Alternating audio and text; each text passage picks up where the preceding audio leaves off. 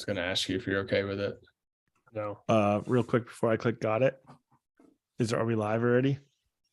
About to be. Never mind. Yep.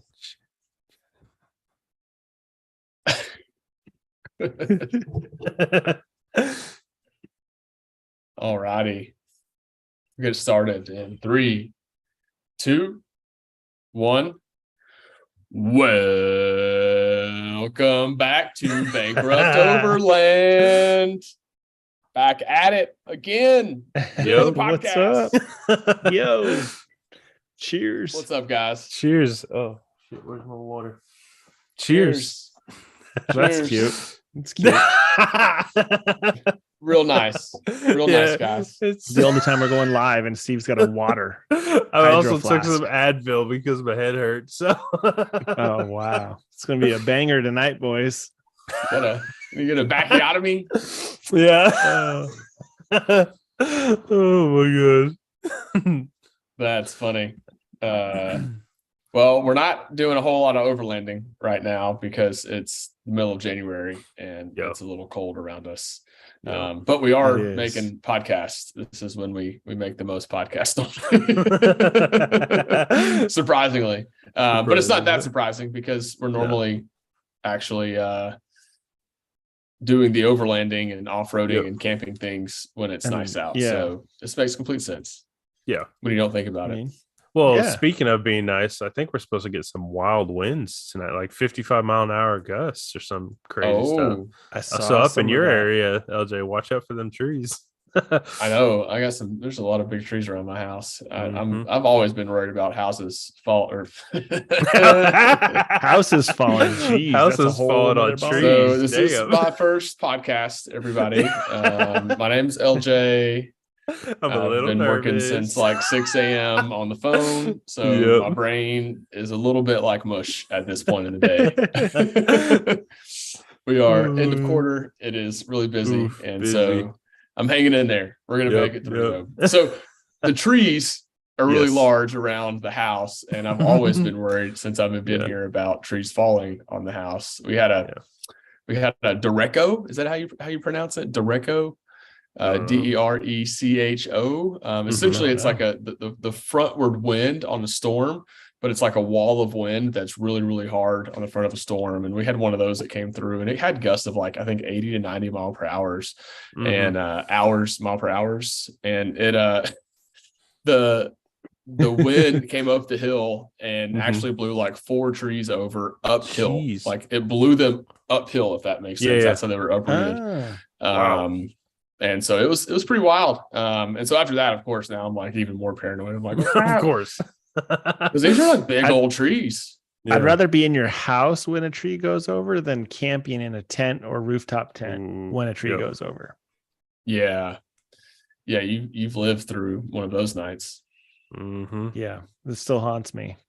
Yeah, So I went camping. I guess we'll just get into it. So I went camping 3 weeks ago, probably. It's been a while since we podcasted. Did it happen again? No, it didn't. But we went to this area, and there was a big flat area, open area, and it was at a campground. I'm sorry. I'm not going to lie. A big flat open area. It was in a group camp spot. Big flat open area. It wasn't like a campground. It was a group campground. So it's different, guys. So it's a place that's like organized for people to come car camp in or overland. Sorry, I can't hear you. You're breaking up. So there was no bathrooms within eyesight. You'd have to kind of walk a little bit further past. It's probably about 150 feet away. So we were looking, we got there, and I was like, okay, I'm checking some trees, and I pulled my trailer and backed it in, and I was like, damn it, dude, I put it right next to a tree. That looks kind of sketchy. So I'm like, okay. So I got the hatchet out, and I kind of, whacked it a little bit and did like the dead man, or no, what's it called? Not dead man. The Widowmaker test. Yeah, Widowmaker test. So I did the Widowmaker test, and seemed solid, but the wind died down, but it wasn't bad. Yeah. Still though, I mean, that was a pretty sketchy situation. So at least when it fell, in our campsite, that was no bueno. Yeah. No worries. No way. It was fun to be there. So I packed up and went home that time. Yeah. But so I guess, so I'll tell you guys a little bit about the camping trip. We kind of roughed it. We kind of did, a different thing with food this trip. Okay. So I got a toaster oven to run off my battery. And we were roughing it. So I think I got there. We made pigs in a blanket for an appetizer. So I made a couple rounds of those in the toaster oven. And then for dessert, we had to have cookies. It was unfortunate. So really pulling these Overlander carbs out of my ass right now, guys. Did you make your own cookie dough at camp too? No, did you? No. Okay. I didn't have room for the blender. I think the mixer next time I'll bring the mixer so we can actually KitchenAid. The KitchenAid and like the aprons with the flowers on it and stuff. It's just a matter of planning. I think that's all it takes. That's all it is. Yeah. Yeah. I'm thinking about putting one of those appliance garages, like in a house, like they call them appliance garages, where you like lift up the cabinet and it's like all the stuff that I think about doing that on the trailer. Making it like a party trick. Yeah. That's nifty. I could get behind that. I think that's a great idea. Margaritas in summertime. One of those like little crunch ice makers would be sweet to have plugged in. The icy machine would be ideal. Yeah, because when you turn into an Overlander, you get rid of the expensive coolers and you buy a more expensive thing that doesn't have ice, so you can't actually have cold drinks. So then you have to buy more things to make sure that you have cold drinks, which is just so backwards. So you've gone full circle. Or you bring the Yeti that you had before for your food and you just fill it with ice. So now you have double stuff. So. But that's not fun. You're not using your batteries. Have we dug into the amount of money one can save if they buy a fridge? Yeah. You'll break even in like 12 years. That? Yeah. You'll break even on ice costs in like 12 years. It's genius. This is easy math. Yeah. The ice epidemic is real. It really is. Yeah. It's real, boys. You need to get yourself a Dometic. Oh man, I think I actually did try to do the math like when I first got one to sell it to the wife. Of course. I believe it. And then I literally threw the paper away because it would take so long to actually recuperate the $4 bags of ice. Yeah. I just couldn't walk up and say, in a year and a half, if I camped every weekend, I would make up for the difference. So I just couldn't do it. That's like the guys that buy the part-time conversion trying to save fuel economy. It's not going to work out for you, man. Well, you have 35s on your Land Cruiser. Yeah. Because we're really thinking about the fuel economy here. It feels better. It does feel better. It does.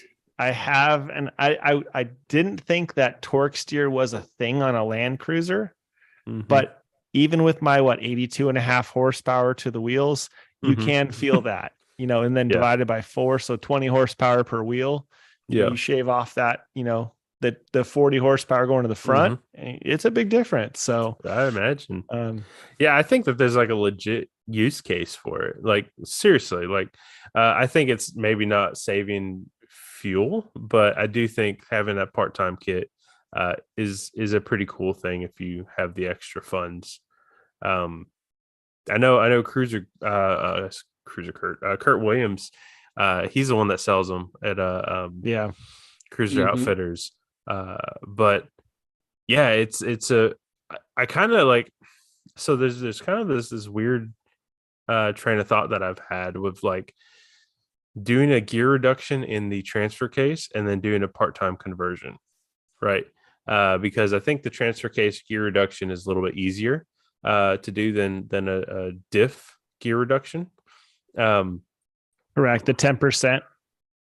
Yes, I think that's what it is. And I've done, to be completely transparent, I haven't done any research other than thinking about, oh, that would be cool. Like beyond that, I know the bits and pieces, but doing the part-time conversion with a transfer case gear reduction seems like it would be something cool to mess around with, because then like I said, you wouldn't be saving any fuel, but you would have more options to your disposal in that sense. So.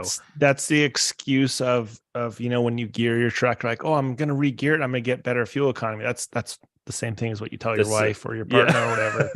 That's why I'm doing it. And the $1,500 that it costs to do that part-time conversion kit, it's not for the fuel economy. It's just you have some options too. You don't have to worry about if you break a front or rear diff. You don't have to you still have to pull the drive shaft. You still have to pull the drive shaft. I don't have a center diff lock button, but my workaround is you put it in 4 low and then you pull the diff lock fuse and then you can put it back in 4 high. So you're basically, and there's a mod to buy, the switch, but it's like, I just haven't done it yet. Is that the same thing as a 7-pin mod that I've heard about? The 7-pin mod. Oh shoot, I'm going to butcher this. I'm not even going to talk about it. Okay. No, hold on. I'll talk not today. I think it allows you to turn off traction control. Okay. In 4 high. Turn off. I think that's what it burnout. does. Okay. Well, no, because it doesn't happen as much here, but when you're in the desert or on fast, high-speed trails and you're going down a wash hauling ass and you're in high and you slam on the brakes, the ABS kicks on and doesn't actually allow you to stop. Yeah. So what I used to do on my vehicles would be just pulling the ABS fuse to not have to worry about that. But the 7-pin mod, I think, you know what it is? The 7-pin mod allows you to lock the center diff in high or low. That's what I believe that's what it is. And guys, but that's only on later models though, right? Because like later model 100s and all 80s, right? Not all 80s. No, not all 80s. So maybe it's only later model 100s, because my 06 I can hit the center diff. Yeah, you can hit it going down the freeway and it'll click in. I've accidentally done that at 70 miles an hour. It won't hurt it. It won't do. Yeah, it didn't do anything, but I was like brand new ownership and my knee accident hit. I was like, I just destroyed this truck. I don't know what I'm doing. I don't know what any of these lights are saying. Yeah. So yeah, it's. I just researched the 7-pin mod, and the sleaze have a good explanation. Okay. Of what the 7-pin mod does. What's Mr. Christo say about it? Yeah, not to steal your thunder, Hefe. I'm not a mechanic, so that's fine. we have resulted to Mr. Slee for his guidance multiple times on the podcast. Yes, which reminds me, we should probably do an 80 series buying guide since we did the 100 series buying guide. Ooh, that would be good. I'm gonna have to edit this piece out and then do it later. But yeah, Mr. Slee has a pretty good write up here. It's a tech article actually that goes through how to do it all, which is really nice. It has good pictures, everything, LFS stuff. But the modification does not have anything to do with the center diff lock switch directly. The purpose of the mod is to override the default behavior of the vehicle that automatically locked the center diff in low range. So it gives you the option to lock the center diff in low range. That's what it is. Yeah, so you don't have to lock it. So you do the 7-pin mod and then you put a switch in it, and then you can lock and unlock. Because the hard part about 4 low is once you go in on the 80, you automatically lock the center diff on some models because some had the switch or the button. Right. And you can be in 4 low without the center diff lock locked and go around turns without an issue in 4 low, which is a really cool feature. My buddy Ashley, on his 80, he did that to his, and he uses it all the time to not have to worry about binding. That would be pretty. That is pretty nifty if you just go you can do it in your. I'm nervous. My center diff lock is a little. It's a little. It just kind of does what it wants. Yeah, it just kind of does what it wants. So I'm always you have to nervous match up those splines. Yeah, if it gets in, I'm like, it's in, and I'm not touching it until I'm done. Yeah. Well, it's it's a hard thing to do that function. Go in and out. You mean like Correct. the center diff lock? Yeah. Yeah, because the splines have to be perfect for them to synchronize and go in together. Mm-hmm. And the front drive shaft doesn't spin at a different speed than the rear unless you're going around a turn. But it has to be a pretty sharp turn, because otherwise if it's a light turn, the differential will make up the difference. You have to be at a harder turn. So that's why they say reverse and go backwards, because your front kind of can move around more when you're going backwards. So is there not like a synchro plate on the center diff or in the center diff? Right. So like, and I'm thinking of when I had my manual Jeep, two things is really kind of spawning this is for the gearing, right? The actual transmission gearing, there's a synchro plate that helped that meshing mechanism. But also when I flipped it from 2 high into 4 high or 4 low, my specific year model, 2007 Jeep Wrangler Unlimited, said you should be going less around 2 to 5 miles an hour, throw the transmission into neutral, and then pull the lever while you're going. So I think two things is happening there. There's not a synchro ring, basically. I'll just call it that for lack of understanding of this, in the center diff. Is that right? I would assume so. So you're actually reducing the gear reduction. So you're changing gears. So you're sliding one gear out and one gear in when you're going into 4 low. So you're actually changing gears. So having a little bit of rolling, I find ours work good when you're rolling to pull it and lock it in. And we have a manual lever, and the Jeeps have a manual lever. And you can kind of feel it. Like, you know, at the rally, we did that a lot. And I can go between 4 low and 4 high. I mean, I could force it up to like 5-6 miles per hour if I needed to. But, you know, if you're just rolling a little bit, you know, you just pull it in and that's good to go. You know, I usually just, like when I'm rolling up to a stop, when I go to exchange gears from 4 high to 4 low, I put the transmission in neutral. And as I'm coasting, I just go real slow and I slow down. And I kind of just like slam the brake real quick and it drops the speed. I pop it into high and then I slap the transmission into drive and you just hammer it and you're good to go. So you're basically almost like rev matching, just not without rev. You just like gear matching. Kind of a little bit. Yeah, kind of like a gear matching. Not really, but you know, you can really interesting. You can switch between quick versus like a Tacoma or a 4Runner that has the electronic solenoid. Because mine still has the solenoid, and you were behind me at the rally, and I'm sure you saw me on the street kind of doing S turns after, because it was out of 4-wheel drive, but the center differential was still locked. Oh, okay. So the center differential, I'm turning left and right to get the front and the rear drive shaft synced up again so that they can pop out. Oh, I see. Okay. So that was you coming out of 4 low into 4 high. Correct. Yeah. Gotcha. Okay. And going the other way isn't as big of a deal.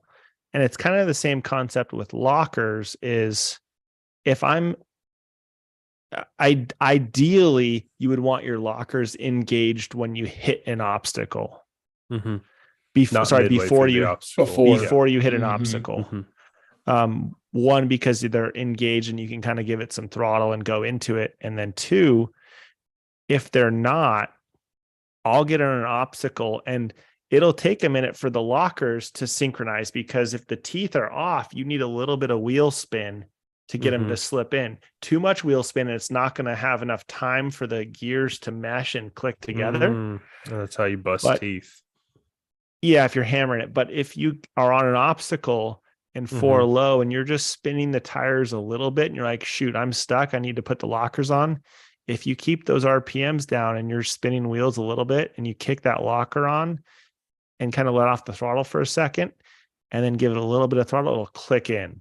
And the rear one, I'm just speaking of the 80 series. a rear locker is easier to engage than a front locker because the front locker has steering and synchronizing the left and right together. So that it takes a little bit more for the front to get locked and unlocked for the 80 series. So maybe we've talked about this already, but now that we're talking about lockers, I'm really curious. So you have electric lockers, Jeff, in your 80. LJ, you have air in your 100 and you have electric in your CJ, right? No, you have air in your CJ and air in your 100. Okay. Yes, sir.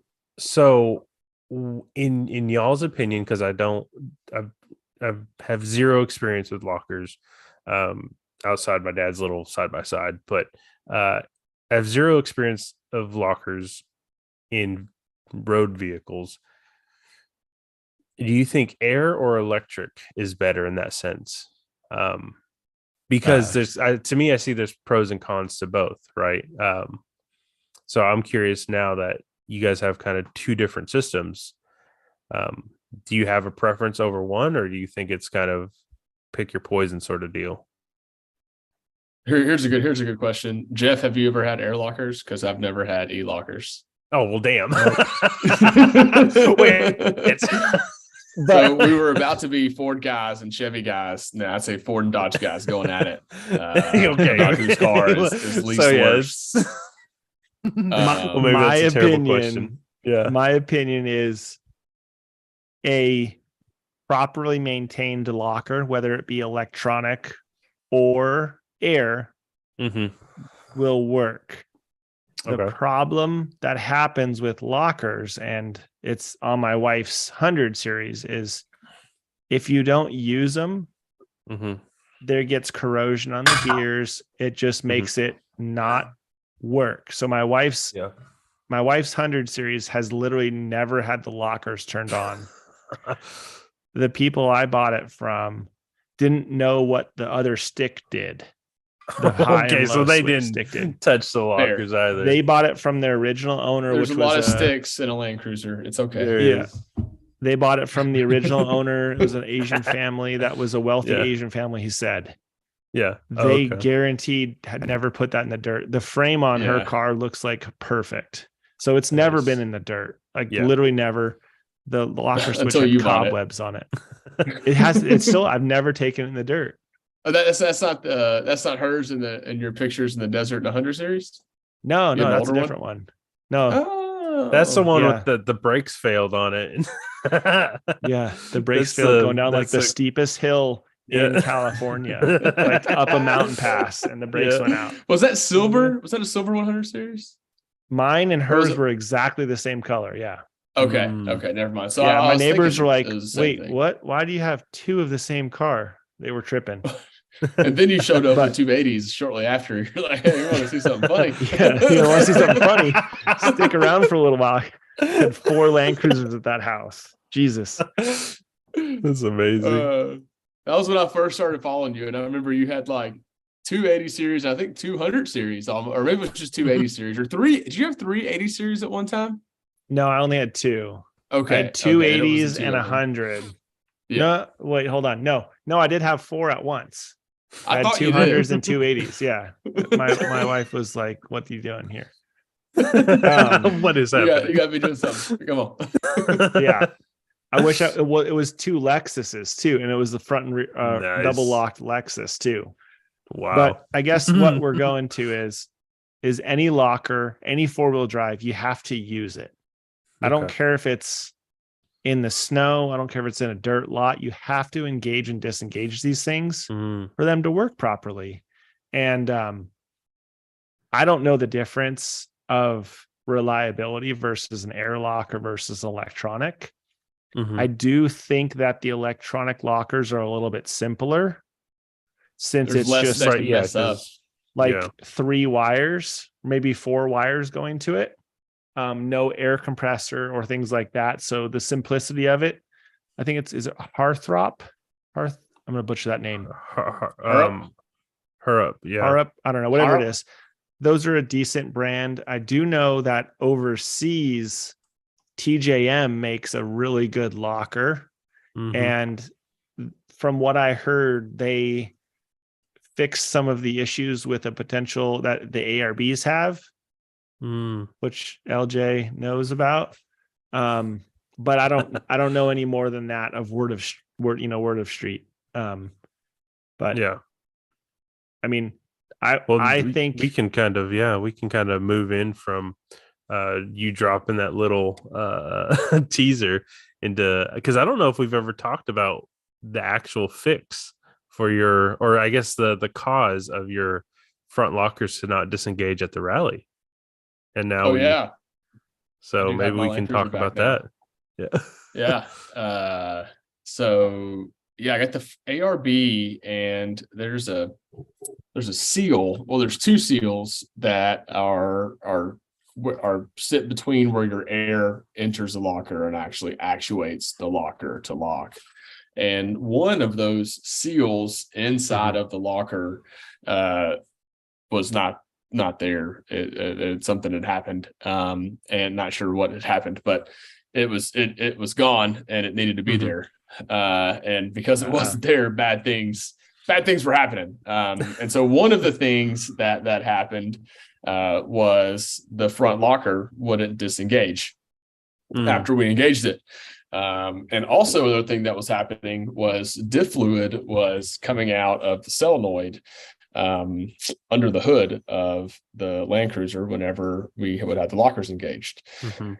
And so there's a couple things. Building the pressure from the air compressor into the diff, which was building pressure and pushing it out the lines. There has to be somewhere for that to go when that pressure was entered. And so because that seal was compromised, the fluid was getting in places where it shouldn't be, and pieces of seals were getting in places that you don't want pieces of a seal getting into. And one of those places is actually in your airline.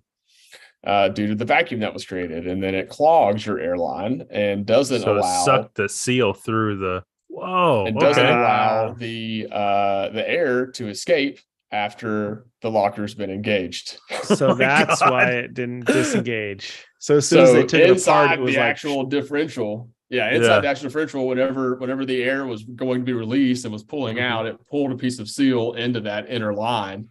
From the differential, from the differential housing, there's an airline that goes into the actual the locker, and there's a piece of seal that was stuck in there, and that is actually what wouldn't allow. And and we unhooked the seals, and we were on the outside, everything was unhooked airwise, and you'd so think it would just, it's a spring operated. It's kind of like a semi truck brakes where they're a fail safe. You release the air, the brakes go on. It's the same concept. You release the air, the locker disengages. And because I couldn't understand. I was like, just pull the line. Well, that wasn't the case. We needed to put a reverse air compressor. Like we needed a vacuum to put on the airline to try to suck it out almost is what we needed to have. But yeah, so dug into it and, got it all the way broke down and found that. And then once we found that, we realized that was also why the diff fluid was getting into the solenoid. And so it's, the solenoid is up and down. So I guess it's vertical in the engine bay. And then the rear locker ties into the bottom one. And so when it was shooting out diff fluid, it was shooting it out the rear locker side. So we thought it was the rear locker that had the leak at first. And so, but then it turns out that it was just filling up in the solenoid and then being pushed out when the compressor was on. And that was coming out of what looked to be the rear. And so it was quite the, quite the Sherlock Holmes experience to dig into those and kind of figure out what was going on and get it all cleaned up. Had to get some parts warrantied from ARB and some other things, and so it was quite the couple months figuring it out. But I did drive it last week. I drove it to Knoxville and back just to wear it in, make sure everything was good. And I mean, she drove like she normally does. Well, the thing is all over the place, rattling, Of course. You did the rally last year or 2 years ago with it. front and rear. And we were noticing that every 15, 20 seconds, the compressor would kick on. And then when you built your CJ, you were like, yep, something's wrong with my cruiser because the CJ the compressor doesn't turn on. Mm-hmm. You lock it and it doesn't turn on. Technically, it's a sealed system. You could use a bike pump to literally lock your front locker if you didn't have a compressor. Like in the cab, you could put like the 2 lines and you could just use, hey, co-driver, lock the front. Okay. I need a rear locker. Let it out. You could do that. So that's how it should be. So there was obviously an issue, and obviously it presented itself after a while. So yeah, and some of those, I mean, it's hard to do it like this, but some issues aren't big enough to chase, if that makes sense. Like, you're going to be wasting a whole lot of dollars and time chasing something that is really small that you can't recreate easily. And so sometimes you got to wait for the failure, the big failure to happen for you to go, okay, like we've zeroed in now we can work out from, this big failure and then figure out what was actually going wrong. So why don't you tell the listeners what you did to get out of the situation, in case someone gets in a situation, if they have, something breaking in their diff or locker, what did you do to get out? So this fix will get you out of a situation if you have a locker in the front of your vehicle, you probably already know about this fix because you probably had to use it. But this is normally the fix that you would do if you blow your front diff.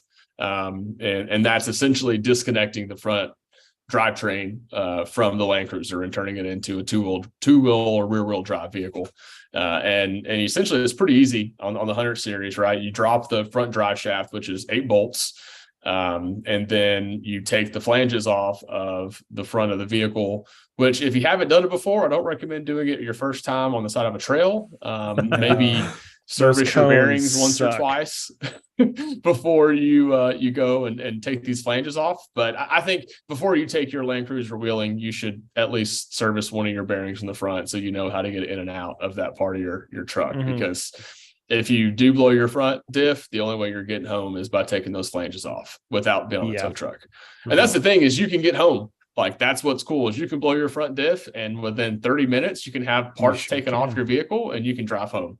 So it's that simple. Drop the drive shaft, take off the cover. There's a little cover that goes over your CV, and you take that off. You pop out the snap ring.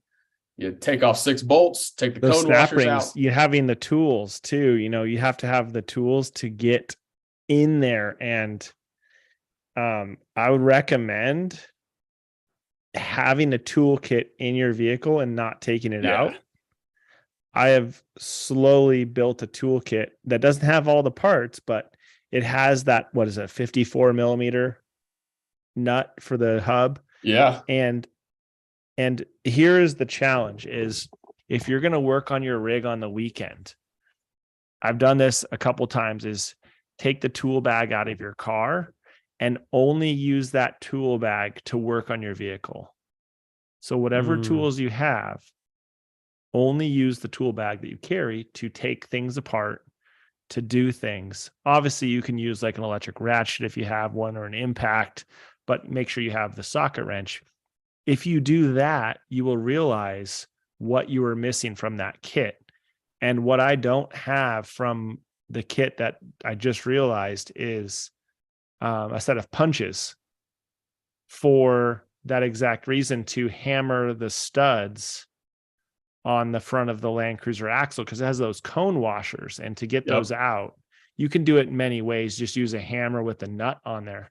But the best way is loosening the nut up and then using a punch to hit and shock the shaft of the bolt coming out, and it vibrates and it makes that cone washer come out. I don't have that. I have a Phillips screwdriver that I would use in the case of it, but having a center punch just thrown in there would help. I did the old spin the nut out to the end. Yep. And then just tap it with a hammer and then also tap the edges of the what do you call it? Flange. The flange. And so tap that. And you got to take your time with it. You got to just tap, take your time, tap, take your time. It's funny. You were talking about snap ring pliers. Remind me of the gentleman that rode with Dave in the rally. Search of the Sea. Chad. So Chad rode with us over there to work on the Land Cruiser. And did he? And so for y'all that don't know, Chad's a welding teacher. The guy knows how to work on stuff, right? So he's rolling over. He probably jumps in the car like, Jesus, I'm gonna have to like end up helping these guys get this car or something. I don't know. Overlanders.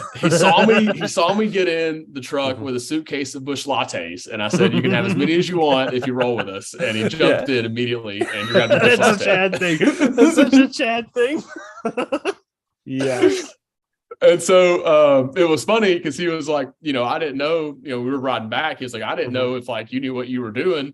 And then when we got to the snap ring part and you pulled out snap ring pliers, I was like, he's fucking got it. He's got it. I don't have to worry about this. I just sit back and drink beers. Damn, he brought tools? No, but he was like, he thought he was going to have to like get in. Like he was like, I don't know how much these guys know. And then he was like, when you pull out the snap ring pliers and you were giving lessons while making jokes, I was like, this guy's got it figured out. He knows what he's doing. Man, that's awesome. Beers. But he was also blown away. He was like, so your front diff is blown right now and we're driving it home? I'm like, well, it's not blown. It's locked. Yes. And we did disconnect. We did. Yes, we did do that. He was like, and you can do that on these. And I was like, you can. It's impressive, isn't it? He was blown away. The fact that we just like took a pretty much immobile vehicle and made it mobile by just removing a few parts and pushing a button. And I was like, you gotta love Land Cruisers, man. There's always a way to get you home. There's always a way to make it happen. So now let me ask, go ahead. Real quick, let me ask this. If you had that part-time kit, would you have to still pull your CVs or could you just pull the drive shaft? Well, the part-time kit comes with right, the locking thing. So you would just unlock the hub at that point, and then you wouldn't have that issue or that. Gotcha. So even if your CV, even if your front diff is locked, you could still part-time kit spin the little hub. Because the part-time kit wouldn't spin the drive shaft. So the drive shafts would be immobile. And then you unlock the front hubs and you're just rolling on the bearings at that point in time. Gotcha. Steering. Cool. So we just like a standard four-wheel drive. Yeah. The locking hubs makes it. That's another fail safe. That's another benefit of doing those part-time conversion kits is you have the locking hubs and that disconnects the wheel from the axle. Yeah. So that flange, that we take off, that's basically what's connecting in that hub. It's when you spin it, it's pushing that flange onto the axle to be able to connect it. Gotcha. Okay. See, so and this may make me sound really silly about this stuff, but I've never taken and I'm okay to admit that I've never taken the front end of my vehicle apart. I'm actually challenging myself to do that because I'm actually due for the maintenance of that. So now, like, that's why I'm so curious and really excited to get into this because I get to now learn how to take the front end of my vehicle apart and I will be less dependent on others and more self-sufficient. So I will say I do have a set of pretty good snap ring pliers. So I do have that. I got the $3 set from Harbor Fraud the other day. Nice. And those are going to be in my toolbox. Nice. I did pick up a set of, but I only need to use them once. And I'll throw them in the trash, but I just got them. I've been using needle nose pliers and like trying to do it reverse. And it's the worst thing. It is horrible. So I didn't splurge for the Icon or Icom, whatever it is. The because they were like double the price. They were like $6. I'm like, nah, fuck that. That's way too much money. I need to use this once and done. You go the one-time use aisle, please. At Harbor Freight. Thank you. Harbor Fraud. I dig that. But I did. How did everybody get those jacks and we didn't? I mean, we're like almost an off-road podcast. Like, come on. Yeah, right. I don't know. Maybe Harbor Freight should sponsor us then. talking toolkits real quick, just to give people an idea. I did build a toolkit from scratch at Harbor Freight. I got a bag. I got 3/4 sockets, all metric. I got pliers. I got a tire repair kit. I got screwdrivers. I got open end wrenches. Pretty much everything I could probably take apart my vehicle, minus a couple weird like sizes or something. With this kit, and I spent about $125, and that's not bad. And everything fits. And I was really torn between those plastic like Craftsman or like Lowe's toolkits, the Cobalt toolkits, but a lot of those have metric and standard in them, and I don't need any standard. I don't have a vehicle that has any standard sizes, so I did do that. I think it was right when I moved here, the first year of the rally, I'm like, I'm going to build a toolkit just for the vehicle. I'm never going to take it out. I'm never going to take anything from it. And I'm going to keep it in there all the time. You know what you should do, Jeff, is get those links, put it in a spreadsheet, and we'll throw it in our Instagram bio. Because like that would be super helpful for a lot of our listeners to be able, especially people that are starting out now. Granted, that may be more specific to Land Cruisers, but I mean, like, I imagine you would just switch it from American to metric. Yeah. Or if you run a Nissan or whatever, like it doesn't, or you have the if you drive a Jeep and a Land Cruiser, you just have both in your tool bag. Yeah. Like that would be such a cool thing. So if you can, I mean, I know, I'm sure if you don't already have a list. Yeah, I'm not busy at all, Steve. Thanks. I'll just do that right after this. When you have time after your big thing, we'll throw that or give me an idea of what you put in there, and I can create the list. I did take because that would be really cool. Pictures of it, and it was I have yet to use any of the tools for myself. And this is kind of the same thing with being over prepared and making sure you have the stuff, but having something is better than nothing. Yeah. And just having those tools, it gives me more confidence to go out on my own, because my vehicle mechanically is great. Physically, what it looks like, obviously, people think different, but mechanically it's great. It's in great shape. Yeah. But my starter could go out tomorrow morning when I'm down, doing something. My water pump could blow out, and I need to make sure that I have the tools to take out the water pump. So, vice grips in case the bolts on the pulley for the fan are hard to take out, and all these random things. So that's where I mentioned earlier is, take your vehicle apart with a tool kit that you have in it. Because then you find what you really need and what you don't. Yeah. And I have one bag of tools, and in that one is just like the hand tools. And then I have a second bag that includes like hose clamps. It includes the random things that make a little bit more specialized better. It has like, a heater hose. It has some copper gasket material. I know like Lee was out on the trail and he sucked water into his intake. And to do that job, you need some sort of like, FIPG or something. Yeah. So if you have a couple of these things, it helps. I carry it's not Steel It, because Steel It's the spray, but it's like a steel putty, and it hardens like steel, and you can use it to patch a radiator. You can use it to patch like the side of your engine block.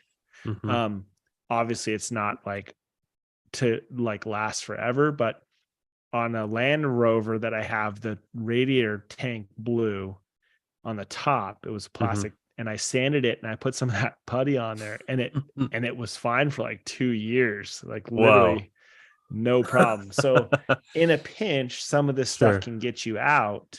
And just, every time you're at the store, you don't have to invest, $200 every time, one time. You can just, hey, when you're at Walmart, go down the automotive section and grab, a pry bar, and you can use that to change a tire, like, or any of these crazy things. So just slowly assemble these kits is a great idea.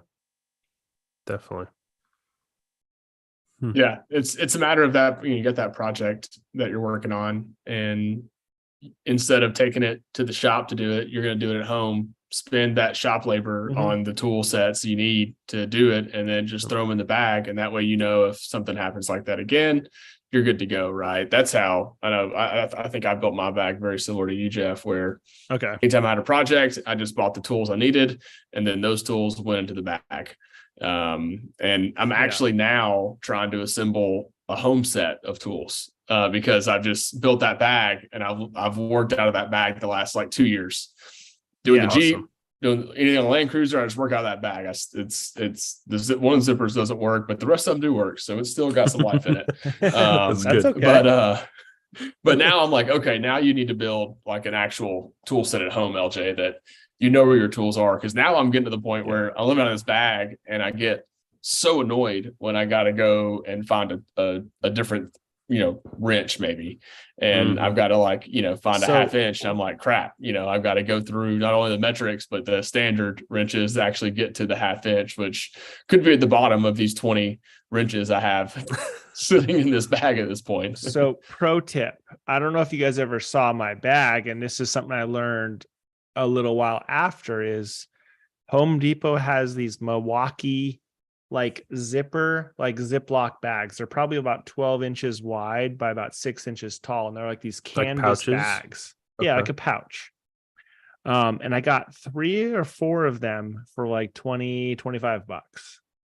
And what I did is I put the tools in each one. And let me explain the tools. So at Harbor Freight, I got the socket little holders, right? They're like the plastic socket holders where you stick your sockets on them. So I have, starting at 8 millimeter all the way to 24 millimeter.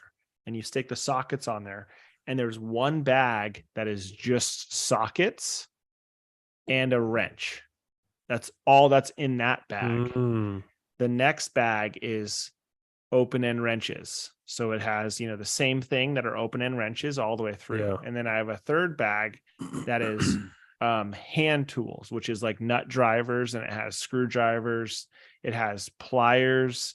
It has a pair of snipping, the dikes, vice grips and things like that. So I have 3 bags, and you could be like, hey, I need a 10 millimeter socket. I grab the bag out, and I know exactly the 10 millimeter extensions, everything is in that bag, and I'm ready to go.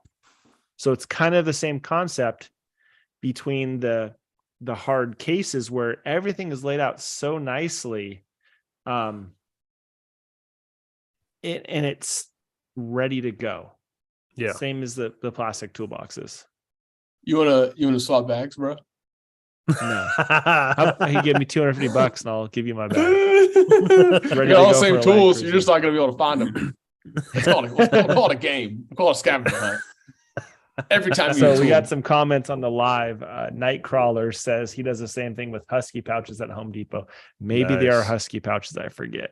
They're like 3 bags. They're red. It has like a white strip on the top, and I wrote on it with red means Milwaukee, or us. Maybe it is. Yeah. Oh man, that's awesome. So I do. That's a good tip. Organize just like you do as far as the types of tools in each little compartment. I need to do the bag trick, because I think that would help me between my standard and metrics and keeping everything a little bit cleaner. I need a Jeep bag and a Land Cruiser bag is what I need to do. I need to have and split it. But for some reason, and this is just because this Jeep is probably like a bunch of different vehicles in one, but I find metric bolts on this thing at times, and it's a little annoying. That's amazing. So I don't know if I can just do a standard, because it's just, it's different colors, it's different bolts. It is. It's just it's different things. But yeah, so I think the original question was we fixed the Land Cruiser, and it's moving again. Wow, yeah. And we sidetracked. We took it apart, drove it home, and then actually drove it around for like 6 weeks while I was getting the Jeep fixed and fixing the Yukon. Yep. And then put it in the shop, and just got it back, and it's driving good. I actually cleaned it. The two-wheel drive. How did you feel about the two-wheel drive? How we were talking about? Oh yeah, I mean, I've driven it a lot in two-wheel drive. Unfortunately, frontwards, backwards. I've been all around that thing in two-wheel drive, and I get nervous. I get real nervous when it is only front-wheel drive, because that's fun. Burns that thing out like crazy. in front-wheel drive. Yeah, you can. I'm going to rip a CV out because I. So much torque in that front end. Yeah. Like if you're like, say you're stopped and you're kind of on an incline and you need to turn out real quick. I mean, I thought I might have broke something. I was really a little nervous about it. Yeah.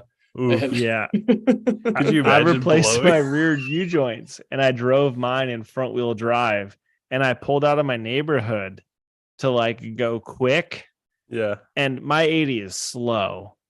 Yeah. But I literally lit up the tires like halfway down the street pulling out. And it's like, how did that even happen? Yeah, so that wasn't bad. Rear wheel drive, you really don't notice too much of it in rear wheel drive, to be honest. Not as much. It kind of moves. I think the steering's a little bit nicer, right? You don't have all the pull from it. It's a little bit smoother. I prefer the Land Cruiser in just rear wheel drive. I think it's a better driving vehicle. It is, on regular pavement and those situations. So there is, I think, to the part-time kit, I think it is kind of a waste if you don't have to do it. But I will say, when it is only rear wheel drive, I do like the drive of it, the feel of it. Cool. It's very comfortable. So for the viewers that are on YouTube live right now, because we are streaming this is the kit that I put together. So it was the Milwaukee bags. So I got 3 Milwaukee bags. I got a LED little light. Nice. But I see it's magnetic on the bottom, which is crucial. It is. It is crucial. Magnetic base. I got a little pry bar, and then I got like a 12-piece extension wobble set. I just picked those up electrical actually. tape. Yep. Electrical tape. I got some Allen Torx, or not Torx, Allen bits. A pack of zip ties, because you never know when my fenders are going to fall off. See, you got some thread locker up here. Yeah, see, that's something that people quickly easily forget is, throw some thread locker in there. You never know when you want something to go in and not come out, and it could not be a bolt. You never know. A hex key set, so just Allen set. Just your normal sizes. Starting at 10 millimeter all the way down to 3 or whatever. Duct tape, and it's a shitty duct tape, but I have the T-Rex tape in there now because that's what holds my fenders on. So you can't. You can go cheap on a lot of things, right? Zip ties, hex keys. You can't go cheap on your duct tape. It's a big difference. I think for 3 or 4 wraps. Spend the dough on the duct tape. And that T-Rex tape's like $11 for a roll, but it's so awesome. 2 rallies ago, the same T-Rex tape is holding my fenders on. Remember when we were in that valley and my tire was falling off and my fenders were ripping off? That same tape is on there. I'm not even kidding. Some black RTV gasket, and then a socket rail set, and then this Quinn chrome is advertised as a socket set, and it's got a American on the left side and then metric on the other side. So I'd only kept the metric, and then I did get another set of other sizes that were smaller sizes that weren't in the main kit. Yeah. I got the combination wrench set. So it's got the 8, 9, 10, 11, 12, 13, 14, 15, 16, 17, 19, 21, 22, and 25 millimeters. Wow. Nice. 22 and 25. Those are it's got some good sizes. Yeah. And then I don't think I have a 25 on my rig, but it's weighing it down right now and it's in there. So that's fine. What's the top shock bolt on the 100 series in the rear? Is it a 24 or a 22? It's big. I think it's a 24. So that's what the combination you can only do it like this. You got to get you got to get so I would be driving home with no shock, right? But I would have cut the top out of the bottom out of the floorboard. The 2-pound sludge hammer. I got the crescent wrench, alligator pliers, a set of dikes and pliers, and then a normal set of like double pliers. I don't know, whatever they were. So here's a cool thing. Sorry to interrupt. Yeah.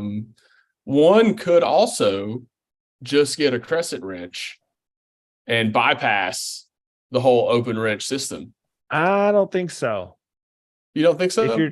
If you're dealing with like some bolts, you can only do so many foot-pounds on a crescent wrench. That's fair.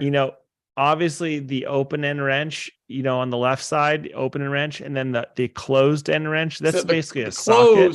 Yeah, the closed is where you get your bang for your buck on those, right? Yep. So that is a tricky thing. I would assume if the bolts weren't rusted, you could get everything apart with a crescent wrench, but they're big and bulky. If you're doing an 8 or 10 millimeter brake line, the crescent wrench. I'll say, that goes to my next question. What's your opinion on keeping a flare set in the old rig? I have a flare set at home that I'm thinking about putting the 10 millimeter in the truck. So I got these two where it's like they're two flares on each side, and one is they're two different sizes. So you can kind of you don't have to carry as many of them, but you can have a lot of different options. Yep.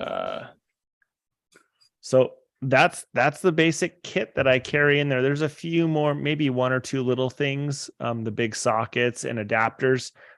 There is an adapter piece that does, because this ratchet I had to actually cut it off with a hacksaw for like 1/4 of an inch just to make it fit in the bags, those Milwaukee bags.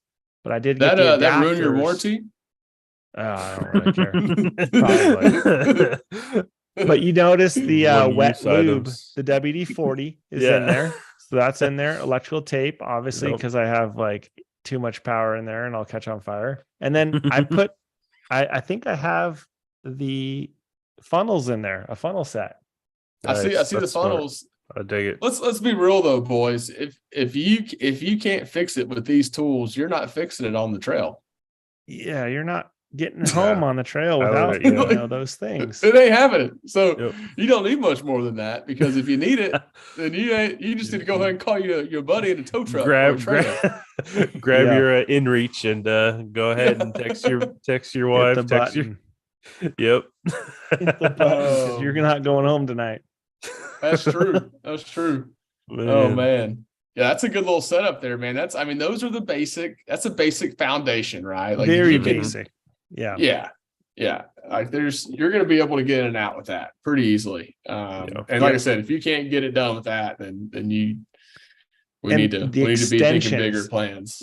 I'm going to hammer this, getting extensions in your toolkit, because the 100 series changing things, I've had like 12 extensions with swivels hooked up to get that stupid fan bracket off. And if you throw a fan bracket on the trail, you need all the extensions you can get. And you're going to be pissed that you didn't spend the $6 at Harbor Fraud to get the extensions. We're trying to get Jack sponsorships. Quit calling them Harbor Fraud. Or Hobo Freight. They're not listening. Yeah, fair enough. Pro Eagle, if you're out there, then I'm just kidding. Oh man, I would take either of those jacks. I mean, if someone wanted to, have me test it out for a year and put it through its paces and, just see how it holds up, I would do it if they asked me to do it. I don't know if I'd go looking for it, but I might try it out. That'd be cool. That'd be a cool little long-term review. Oh yeah. Who knows? But Were we somewhere? Oh, tool sets. Yeah. I think we beat that horse pretty good. Solid tool set, Jeff. You had the whole setup for the picture, man. Nice job. That was nice. I had to search it. I had to search. But you searched well. That was right before the rally the first year. So so that was your pre-rally pickup there. Yep. Nice. Yeah. Fair. And that was I did a little video on one of my stories or something. I thought I remember that. About that, and just found it. It shows the little bags labeled and what each bag kind of is, and it's just showing that the sockets are in one bag written that says sockets on it, and you have your. I thought it said sex things. It's kind of hard to read. Well, that's the wrong kit. You don't look at that one right now. That doesn't say hand jobs. It says hand tools. Okay. Hand tools. Okay. Hand tools. So you have, your things that you use with the hands in there. And then wrenches. Wrenches. There's wrenches inside the wrench bag. So it's pretty amazing. And then, your couple things that I would assume that light probably doesn't work anymore because it was next to the sledgehammer, and God knows what I've done in that 80 to make it break. But hey, if the batteries are still good, it's there. You got to have a hammer. It's important. There's certain things. One thing that I'm going to start putting in mind. You mentioned having a punch. I like just having a brass hammer in there. You can just whack those studs as much as you want and not worry about messing them up. So that's something that I have it here at the house for that reason. And I'm just going to make sure it goes in the bag anytime I leave. Although, we talked about this at depth. I wasn't planning on my Land Cruiser being broken by Nick, but Nick broke my Land Cruiser. So we had to do that job.